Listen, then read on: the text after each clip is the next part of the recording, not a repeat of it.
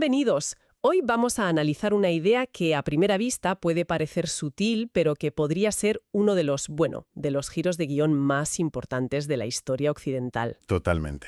Tenemos delante un texto de Perlas de la Torá que plantea una pregunta, yo diría que bastante audaz. ¿En qué momento exacto un movimiento judío que estaba centrado en las enseñanzas de un rabino llamado Yeshua se transformó en una religión pues completamente nueva, centrada en la adoración de ese mismo rabino? Y la tesis que vamos a desgranar es que ese cambio no fue gradual, sino que se puede rastrear hasta un rediseño casi total, digamos, del sistema operativo de la fe, y llevado a cabo en gran medida por una sola figura, Pablo de Tarso. O sea que el análisis se centra en el cambio del destinatario de la adoración. Exacto. En cómo se pasó de rezarle a Dios, como enseñó Yeshua, a rezarle a Yeshua. Claro, es un cambio de foco que lo altera absolutamente todo. Así que hoy vamos a hacer un poco de arqueólogos de ideas. Primero, vamos a establecer cómo era la devoción según Yeshua, en su contexto original. Luego veremos la transformación que introduce Pablo. Y finalmente exploraremos por qué ocurrió y, sobre todo, qué significó. ¿Listo para esta inmersión? Vamos allá. Vale, para entender el cambio, primero hay que entender el punto de partida. El texto nos sitúa en el judaísmo del Segundo Templo. Y si había una regla de oro, un pilar que lo sostenía todo, era el monoteísmo radical. ¿No es así? Absolutamente. No era una idea más, era el centro gravitacional de todo. Se resume en la oración fundamental, el Shema, Israel. Escucha Israel, el Señor nuestro Dios, el Señor uno es. O sea, eso no era negociable. No, para nada. Cualquier idea que comprometiera la unidad y la unicidad de Dios era sencillamente inconcebible. Era como el cortafuegos del sistema. Entendido. Es el axioma fundamental. Entonces, la gran pregunta es, ¿dónde se sitúa Yeshua respecto a este principio? Porque la imagen que tenemos de él después es muy diferente. Lo desafía, lo matiza o lo refuerza. Pues mira, según los evangelios, y esto es clave en el argumento que exploramos, lo refuerza. Y de manera explícita. El texto nos recuerda esa escena en el Evangelio de Marcos en la que le preguntan cuál es el mandamiento principal. Ajá. Y su respuesta no deja lugar a dudas. Cita directamente el Shema. En esencia está diciendo, el pilar sobre el que yo construyo es el de siempre. No vengo a cambiar los cimientos. De acuerdo, eso es lo que dice. Pero, ¿se reflejan sus acciones? Porque, claro, una cosa son las declaraciones de principios y otra la práctica del día a día. ¿Cómo rezaba él? ¿A quién enseñaba a rezar? Ahí es donde el argumento se vuelve, yo creo, más potente. Los evangelios lo muestran de forma muy consistente, orando siempre al Padre. Siempre al Padre. Siempre. Nunca a sí mismo. La famosa escena en Getsemaní, el no se haga mi voluntad sino la tuya, es la máxima expresión de sumisión a una autoridad superior. Claro. Y cuando sus discípulos le piden que les enseñen a orar, la fórmula que les da, el Padre Nuestro, es un modelo de comunicación directa. No hay intermediarios. La línea es directa con el Padre. Es como si se presentara a sí mismo como un guía de montaña. Te dice, mirad, esa es la cima, y esta es la mejor ruta para llegar. Pero él no es la cima. Esa es una analogía perfecta. El análisis insiste mucho en que él se ve a sí mismo como un enviado, un profeta, el Hijo del Hombre, un título que de hecho subraya su humanidad y su misión. Él es el que señala el camino. Tal cual. Es el que señala el camino hacia Dios, pero nunca se coloca en el destino. Por eso el texto recupera esa frase del Evangelio de Juan. El Padre busca adoradores en espíritu y en verdad. El foco de la búsqueda, y por tanto de la adoración, recae inequívocamente en el Padre. El modelo es puramente teocéntrico. Vale, entonces tenemos un modelo muy claro, un monoteísmo estricto, una figura profética que lo reafirma y que enseña un camino directo hacia el Padre. Todo apunta en una única dirección. Ujú. Pero, evidentemente, esa no es la imagen completa del cristianismo que conocemos. Algo tuvo que pasar para cambiar el foco. Y supongo que aquí es donde entra en la historia la figura de Pablo. Precisamente. Si Yeshua establece un sistema operativo claro, lo que el texto argumenta es que Pablo llega y en lugar de crear un par de aplicaciones nuevas, rediseña por completo la interfaz de usuario de la fe. Vaya, No es un retoque, es una refundación. rediseñar la interfaz de la fe. Me gusta mucho esa imagen, es muy potente. Pero, ¿cómo se hace algo así? No puede simplemente publicar una nota de prensa diciendo, oye, que ahora el centro es otro. ¿Cuáles son los mecanismos de ese rediseño que identifica el análisis? Pues mira, el análisis destaca 3 cambios cruciales que juntos logran desplazar ese centro gravitacional. El primero es, ¿a quién te diriges? ¿A quién le rezas? Exacto. Pablo introduce y populariza la práctica de invocar el nombre del Señor Jesús. De repente las oraciones, las peticiones, los rituales empiezan a hacerse en nombre de Jesús, e incluso llega a afirmar que toda rodilla se doblará ante Él, una imagen que en el Antiguo Testamento se reservaba exclusivamente para Dios. O sea que, básicamente, cambia la dirección que pones en el sobre de la carta. La carta ya no va directamente al Padre, Eso es. sino que pasa por la oficina de Jesús o se dirige a Él directamente. Exacto. Y eso nos lleva al segundo punto, el rol de mediador. Como decías antes, el Padre Nuestro es una línea directa. No hay un secretario que te tenga que pasar la llamada. Mm, Pero Pablo introduce un concepto que lo cambia todo. Presenta a Yeshua como el único mediador entre Dios y los hombres, como se lee en su carta a Timoteo. De repente ya no hay acceso directo. Se convierte en un puente de peaje obligatorio. un puente de peaje, claro. Sin él no puedes cruzar. No puedes. Entiendo. Primero cambias la invocación a quien se reza y luego formalizas su papel como intermediario indispensable. Ya son 2 cambios enormes. ¿Y cuál es el tercero? El tercero es quizá el más profundo, el que redefine la experiencia espiritual por completo. Pablo introduce un lenguaje místico que no encontramos en boca de Yeshua.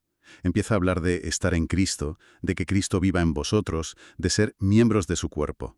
Esto va mucho más allá de seguir las enseñanzas de un maestro. Espera un momento, porque esto me parece un cambio de paradigma total. Me estás diciendo que pasamos de haz lo que él dijo a, de alguna manera, fúndete con él. Suena muchísimo más místico y francamente más complicado. ¿Cómo se manifiesta eso en la práctica para un creyente de la época? Que es el Padre.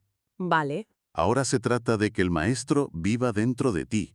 Pablo introduce esta idea de que la conexión es interna, casi ontológica. No es seguir a Cristo desde fuera, es ser transformado por su presencia dentro de ti. ¡wow! La espiritualidad pasa de ser un mapa que sigues a convertirse en el ADN de tu propia alma. Es Increíble. una fusión. Es una diferencia abismal. Una cosa es la obediencia y otra la simbiosis. Con estos 3 cambios, la invocación, la mediación y esta unión mística, el GPS de la fe queda completamente recalibrado. Totalmente. El destino que marca en el mapa ya no es el mismo. Para nada.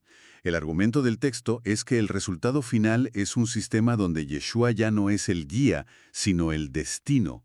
La enseñanza de Yeshua apuntaba al Padre, la teología de Pablo apunta a Yeshua, y según esta lectura, es en ese preciso giro donde nace el cristianismo como una religión diferenciada del judaísmo. Ya no es una secta judía más. Es algo nuevo, con su propio centro de culto. De acuerdo, el cambio es masivo y sus consecuencias enormes. Pero la pregunta del millón es, ¿por qué? ¿Por qué Pablo, un judío fariseo, llevaría a cabo una transformación tan radical? Una que, en la práctica, rompía con el pilar del monoteísmo que había definido a su pueblo durante siglos. El análisis debe ofrecer alguna explicación. Ofrece 2, que además no son excluyentes.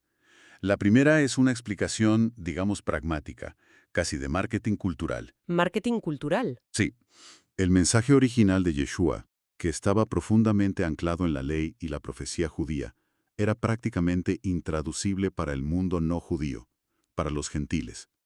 El sistema operativo del mundo grecorromano era politeísta y estaba lleno de mitos. ¿A qué te refieres con que era intraducible? A que el público grecorromano no tenía las herramientas para entenderlo.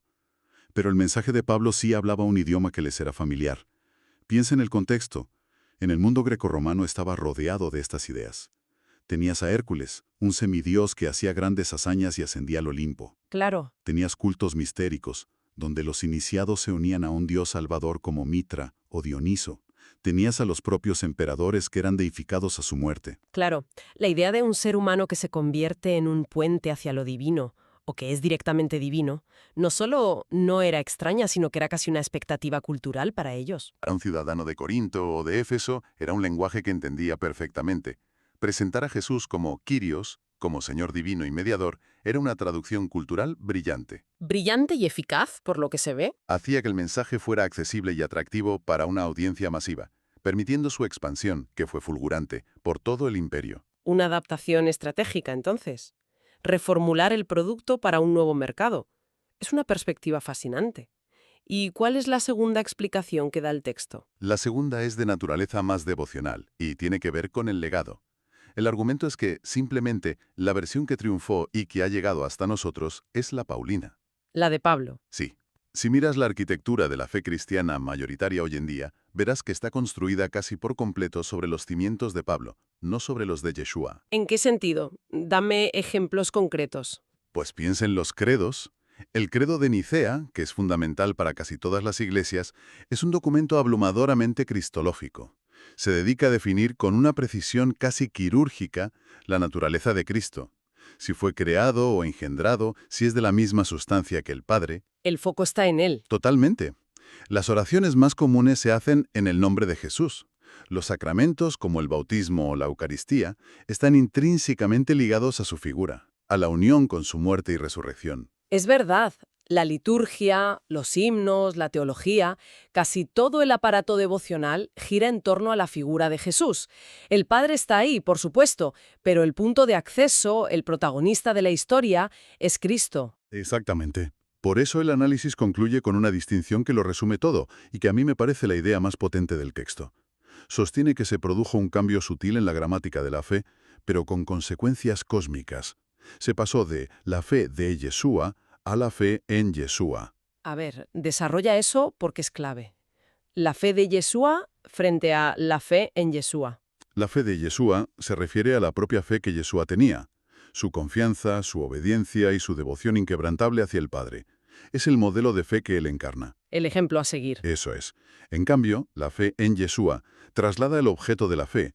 Ya no se trata de tener la misma fe que él, sino de depositar la fe en él como figura divina, salvadora y mediadora. Es un pequeño cambio de preposición, de a en, que simboliza todo el desplazamiento del que hemos hablado. Yeshua pasa de ser el sujeto ejemplar de la fe Ujú. a ser el objeto central del culto. Es una forma increíblemente concisa y poderosa de resumir todo el argumento. Pasamos de un mensaje sobre el reino de Dios a un mensaje sobre la divinidad del rey. Esa es la esencia. Y es una perspectiva que, independientemente de las creencias personales de cada uno, te obliga a leer los textos fundacionales con otros ojos. Te invita a hacerte una pregunta muy sencilla pero reveladora ante cada pasaje. ¿Quién es el destinatario final de la devoción aquí? ¿A quién se dirige la alabanza? No es solo un ejercicio de historia antigua. Para nada. Es entender el ADN de una fe que ha moldeado el mundo durante 2 milenios. En resumen, el análisis que hemos explorado hoy nos ha llevado por un viaje fascinante. Desde el monoteísmo radical del judaísmo del Segundo Templo, reafirmado por un profeta llamado Yeshua, ¿Mm? hasta el nacimiento de una nueva religión, el cristianismo, que reorientó todo su sistema devocional hacia la figura de ese mismo profeta, en gran parte gracias al rediseño teológico de Pablo. Es un argumento que pone sobre la mesa cómo las ideas evolucionan, se adaptan y se transforman, a veces de manera tan profunda que terminan creando algo completamente nuevo. Muestra que la religión no es una entidad estática, sino un organismo vivo que responde a su entorno cultural e histórico. Y para dejar una última idea en el aire, basándonos precisamente en ese argumento sobre la adaptación del mensaje al mundo grecorromano, queda una pregunta para la reflexión. Si el mensaje fue adaptado de forma tan exitosa para una audiencia específica hace 2000 años, ¿cómo podría una comprensión de su forma original, más teocéntrica, influir en la fe o en la filosofía personal de alguien hoy, en un mundo con un sistema operativo cultural completamente diferente?